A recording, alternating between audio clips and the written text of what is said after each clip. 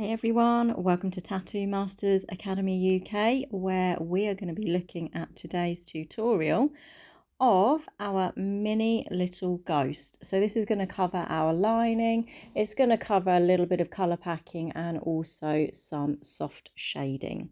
So I've already prepped my stencil on our fake skin.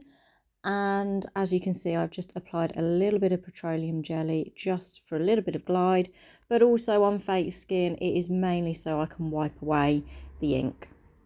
Now, the needle that I'm using for this is actually a 14 round shader. Now, you might have seen many artists tend to use round shaders where they need to tattoo in bigger lines. And the reason for this is the spread on the needles of a round shader is much wider. So you're going to be able to get a much thicker line much quicker than if you were to use a traditional standard round liner where the needles are grouped much tighter. So because I do want quite a chunky, nice thick outline for this piece so that it stands out, I've gone with the round shader. It actually gives some really nice clean lines. I've never had any problems lining with a round shader before. Sometimes on your fake skin, you will see that it can sometimes leave like your scratch marks where you can see because the needles are much wider spread apart, you can actually see their indentations. If this occurs, you can go back in over your line with a slightly smaller, tighter needle configuration and just scratch in to the surface so that you can get rid of any of those markings. But here I am just starting at the bottom of my design, working in just round the lines. It's nice and simple. I like to keep my round liners, round shaders at between 70 and 90 degrees. Usually I'll fall on about 70 to 80 purely because it's A, more comfortable, but B, I know that when I'm working on human skin that I can get my optimum depth with that angle. Now, if you're just starting out, you're going to have a little play on fake skin, on people when you are tattooing people as to your optimum depth and what angle works best for you. Now, if you're at too much of an angle, like if you're using a 45-degree angle with a round needle, you are going to cause issues. You're going to cause potential blowouts, pigment migration. You are potentially as well going to scar up the skin. So we tend to say that a 90-degree angle for round liners is optimum. However, you also need to think about your needle configuration here. If you're using a sharper needle such as a 1RL, a 3RL, this causes more trauma to the skin. And if you're not confident with your needle angles and your skin depths, then the potential, if you're going in at 90 degrees, is that you could potentially go in too far and cause pigment migration that way. So when you're starting out, I personally suggest start off with your bigger needle configurations, starting from at least a 5RL upwards, just so that you get used to skin depth, just so that you get used to your machine, how you prefer to work, because then when you go on to your finer line designs, which you don't really have a lot of give when it comes to fine line designs and using your smaller needle configurations, you will hopefully then be a little bit more confident with your depth, whether you like to float the needle, whether you like to actually ride the tube, which personally I don't really recommend, especially when it comes to your fine line designs and using smaller configurations. But each to their own, you've got to be comfortable with your style and with your working movement.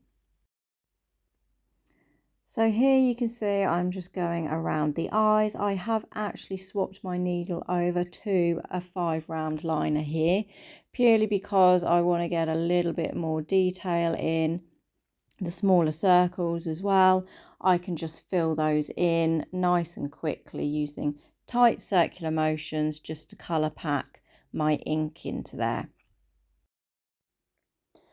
So I'm just going to clean up my little ghost and then fill in any lines, just neaten anything up.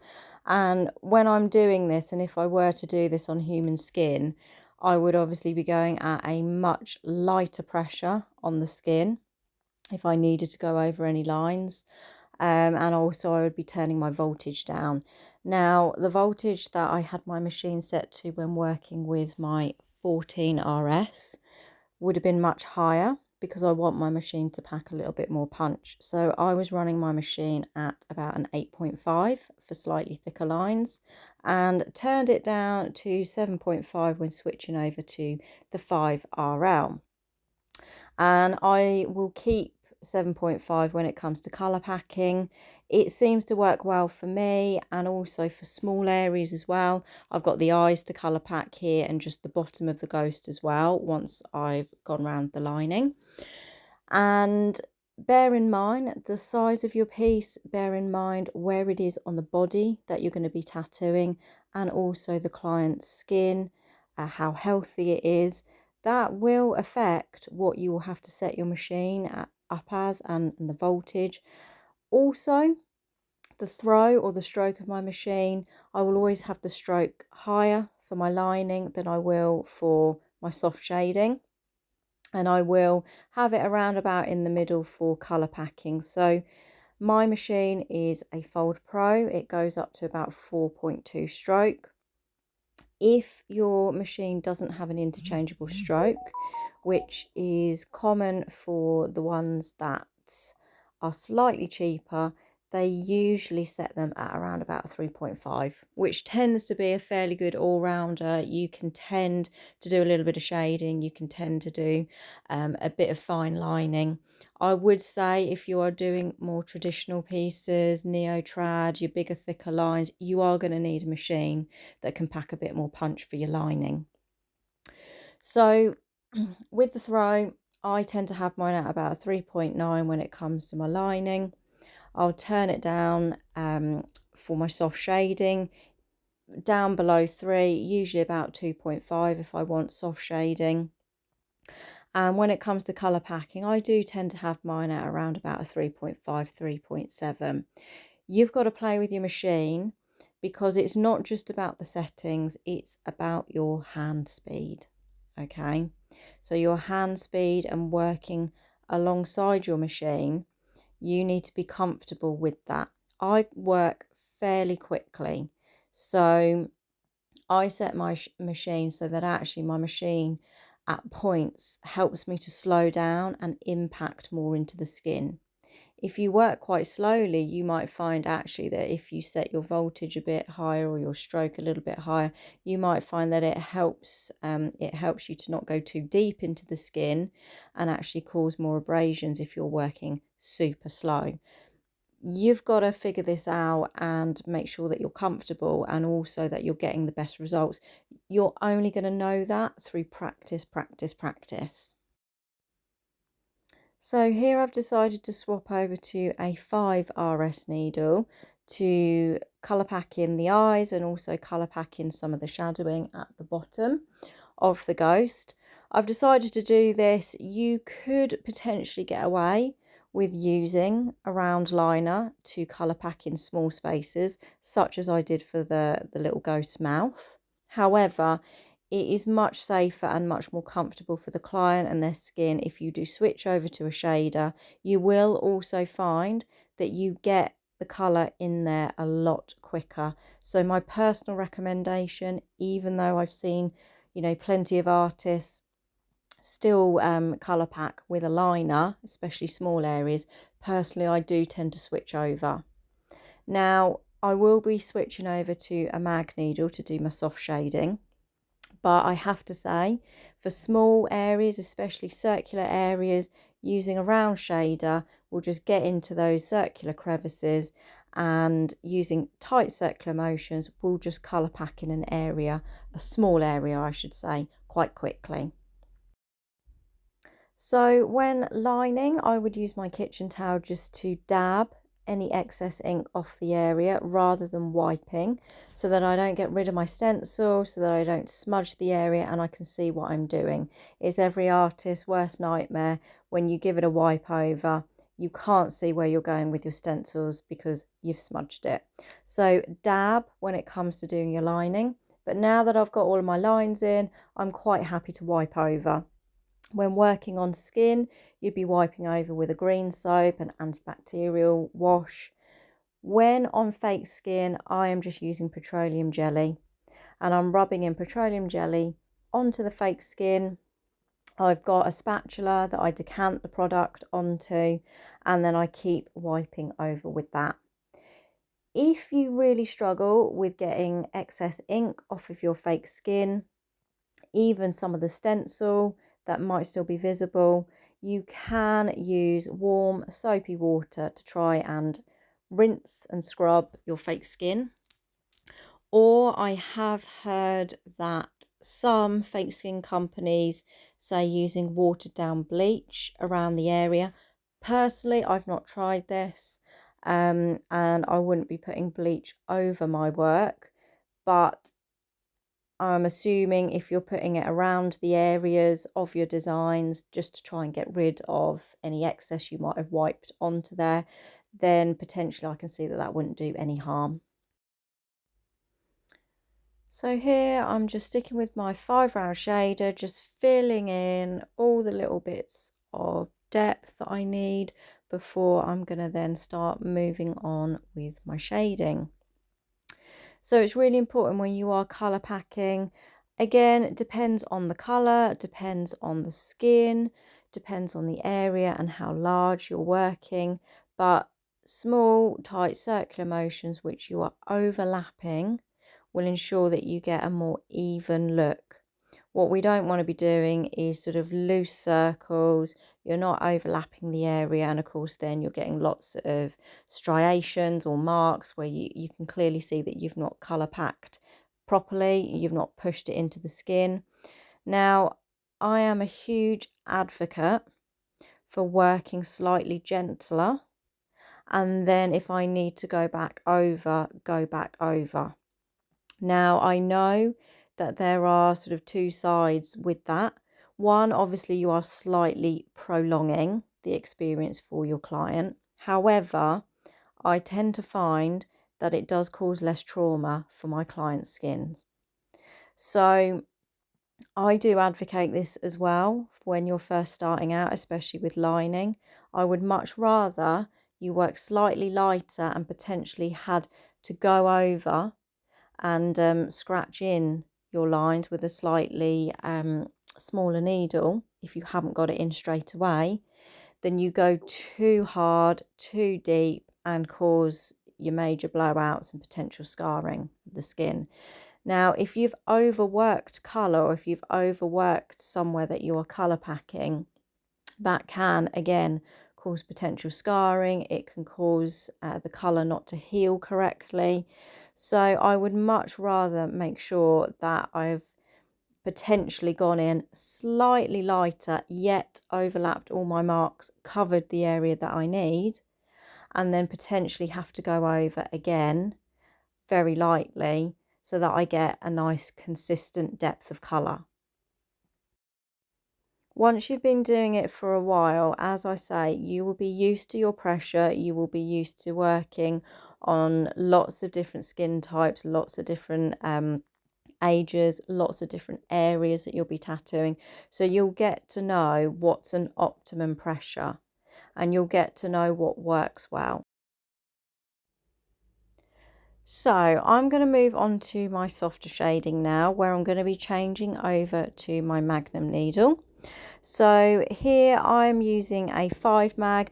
For smaller pieces like this, I do tend to stick with something like a 7 mag or a 5 mag. It just gives me a little bit more control when it comes to the tighter spaces. I do also have the option of the round shader as well if I was struggling to get into any sort of curves and crevices. Now for soft shading, I always prefer using a curved or a round mag. I personally tend to find this gives a nice softer edge, a softer feel. I also find I have a little bit more control. Now, if I was colour packing a larger area, then potentially I would be using a straight mag. But my preference is curved mags all the way. That's just what I like to work with, especially for small designs.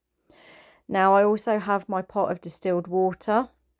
If I was doing a much more complex design, I would have a drop system set up.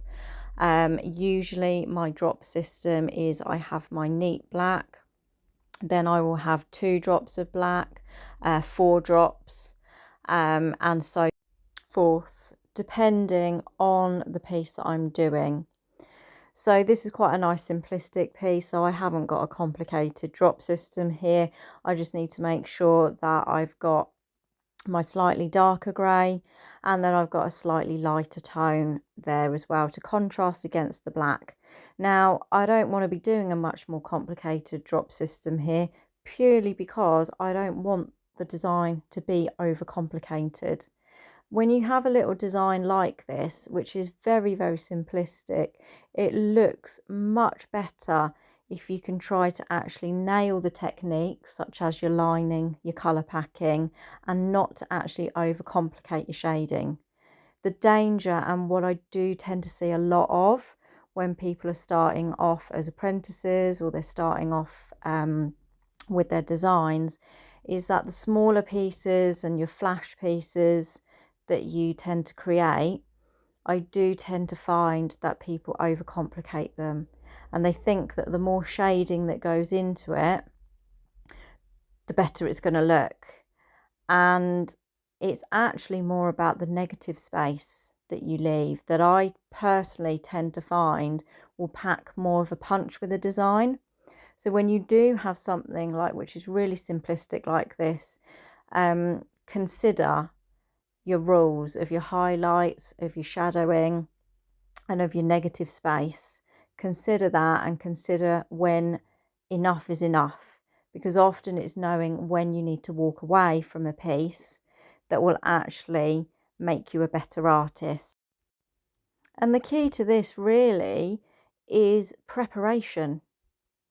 If you have prepared your design, if you've drawn it out at least 2 to 3 times, if you know where you're going with your shading, with your highlighting, if you know that all in advance, especially if you are starting out, if you are just beginning in tattooing, there is nothing more daunting than faffing in front of a client or not knowing your piece inside out that you're going to be tattooing.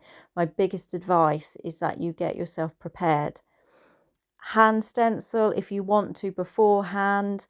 I personally always tend to recommend, when you're putting a stencil on a client, it's one that you have run through a machine and printed out so that you know it's accurate. But by all means, practice that design at least 2 to 3 times beforehand, before you even see your client, so that you've got that muscle memory that's already built up. You know where you're going with your lines, you know where you're going with your shading, so that you're not faffing. Now, of course, when you see your piece on a client, it's super important as well to walk away from it, to look at it from a distance, because sometimes you do get a bit blurry-eyed when you're so close up to a design, and it just almost merges into one where it can become shapes. Now, viewing your design as shapes is really, really good when it comes to building up your artwork, if you use things like your grid system. But when it actually comes to seeing a piece as a whole, you do need to zoom out, because if not, you can always be in danger of adding too much. And sometimes one bit of shading too much will knock a whole piece out, especially when it comes to your more simpler designs such as this. So with regards to the shading, and with my round magnum needle, I have my mag needle set so that I can see just barely the tip of the needles are coming out of the machine. My voltage is set low, depending again on the type of piece that I'm doing, but I will usually run it at about 2.5 for soft shading. And also I've turned the stroke or the throw of my machine down so that it is much softer hitting. Now the motions that I tend to do, there are quite a few when it comes to shading, but I like to do what I call my shovel effect, which is almost like a half moon circle, going round, back and forth, half moon circles, just building up an area. So with softer shading, it is important that you build up and you layer your shading in your areas. Now, a little tip, in case you don't actually like seeing like your markings that can show from a Magnum needle, you can cross hatch. So for really super soft shading, I tend to like to go in one direction and then cross hatch over so that I'm blending in those marks. I know some artists are real sticklers for whether you see the marks of the mag. Some artists love to see the marks of the mag. My personal preference, I absolutely love seeing the marks of a mag on certain pieces, but when it comes to, say, hyperrealism pieces, soft, black and grey portraits and things, I actually much prefer that those marks are as blended and as smooth as possible. So here our little ghost piece is nearly done. You can see we have gone through our lining, we have gone through some soft shading. Now, if you like that and you want to learn more, then hit like and subscribe on our YouTube channel and follow us on Instagram and Facebook at Tattoo Masters Academy UK.